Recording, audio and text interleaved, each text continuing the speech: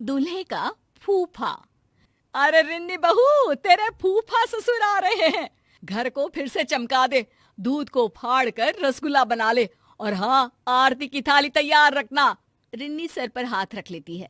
क्या बात है माँ जी, अब तो बुआ जी की शादी को 30 साल हो गए, लेकिन फूफा जी की खातिरदारी तो ऐसे होती है जैसे।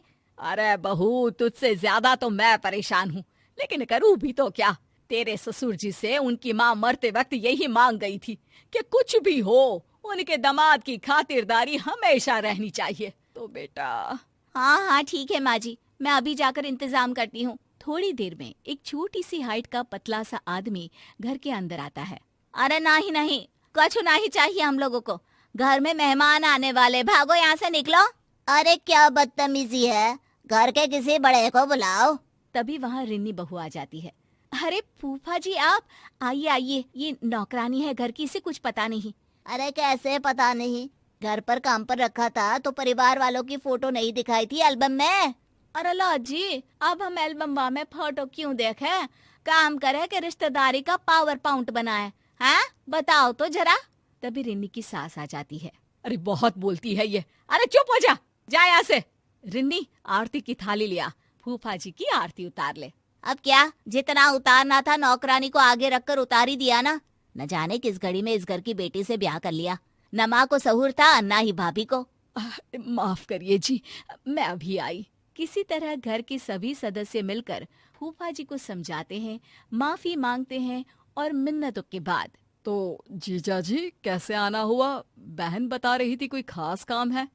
वैसे तुम लोगों से क्या खास काम हो सकता है, खास काम तो खास लोगों से होता है, और तुम लोग ठहरे आम इंसान।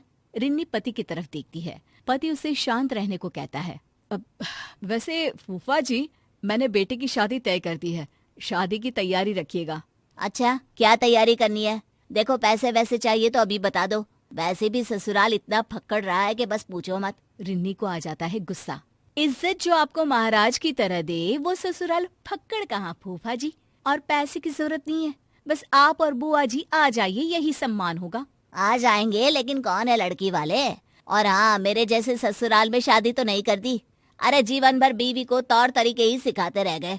देख लो, लड़की के बाप से बात कर लो, क्या क्या दे रहे हैं।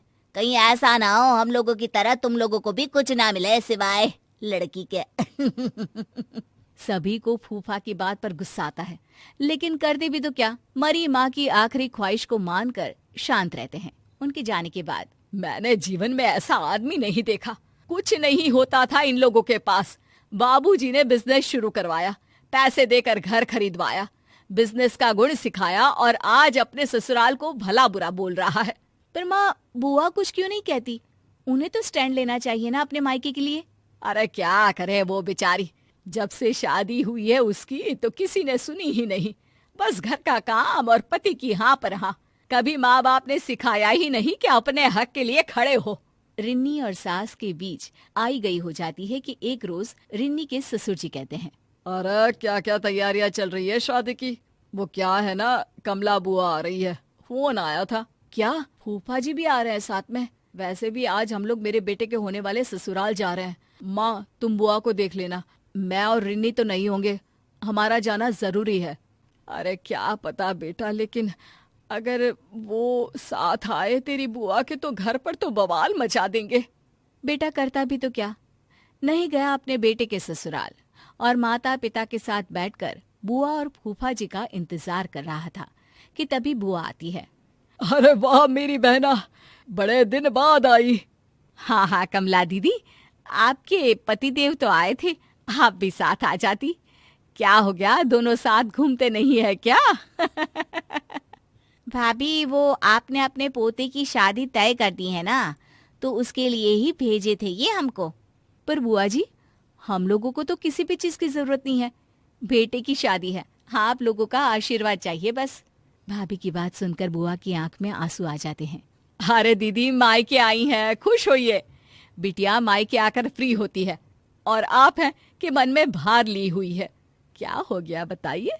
अरे क्या बताऊं भाभी, इन्होंने ही भेजा है। बोला है आप लोगों को साफ साफ बोल दूं कि शादी में ससुराल की तरफ से इनको सोने की चेन और 5,000 रुपये का चढ़ावा लड़की वालों से बोल कर दिलवा दे, नहीं तो ये शादी में नहीं आएंगे। मुझे भी धमकाया है कि नहीं तो मुझे अकेले ही भेज देंगे।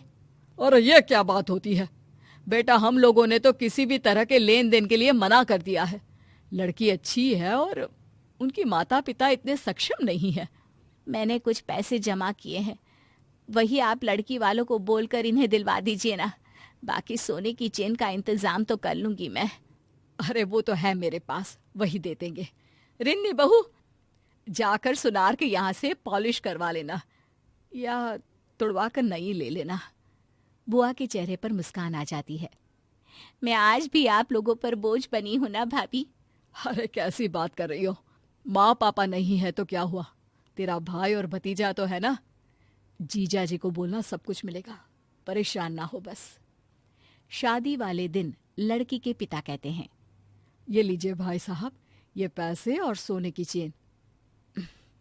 वैसे आप लोगों की औकात क्या इतना ही देने की है?